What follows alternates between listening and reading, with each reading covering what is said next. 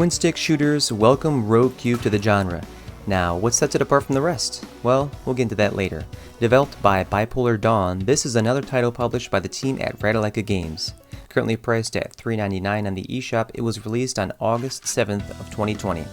Comprised of 11 different levels to traverse with 9 characters, this roguelike game boasts of high replayability. Will it be receiving the seal of approval? Well, let's dig in and get squared away. Be on your guard as you shoot and whack your way to the gate by destroying every enemy in sight. Obtain bullets, health, and different weapons to your liking, and keep on the lookout for keys as they unlock a door with goodies. Each of the first 3 playable characters have their own special ability, attribute, and health meter. Beginners should start with the blue cube as it's the balanced character. Watch your bullets because you can run out and become helpless.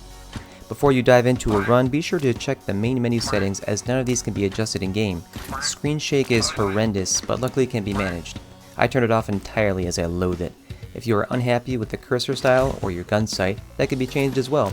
A handful of other adjustments can be made, but I did not feel the effects of changing them. Pick your poison of versus mode, daily, or campaign and begin.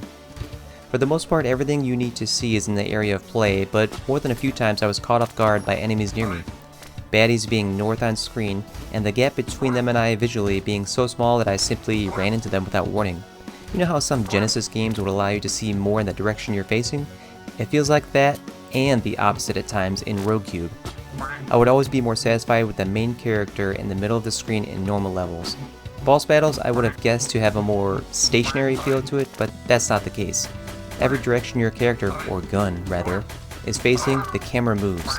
This movement feels unnatural and can cause lots of confusion and chaos, especially when shooting on enemies of all sides. Less camera movement overall would be nice.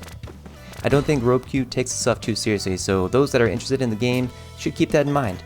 Jokes on screen will be seen between completed levels, enemies make weird bird and duck sounds when shot, and you can use a frying pan as a weapon.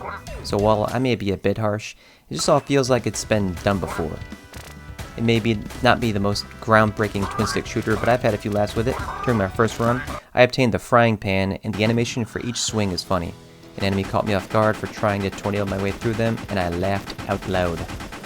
Music is catchy, and each few levels with a similar environment share the same song. The first few stages' music had a feel that reminds me of Sonic on Genesis, so it's a bit nostalgic.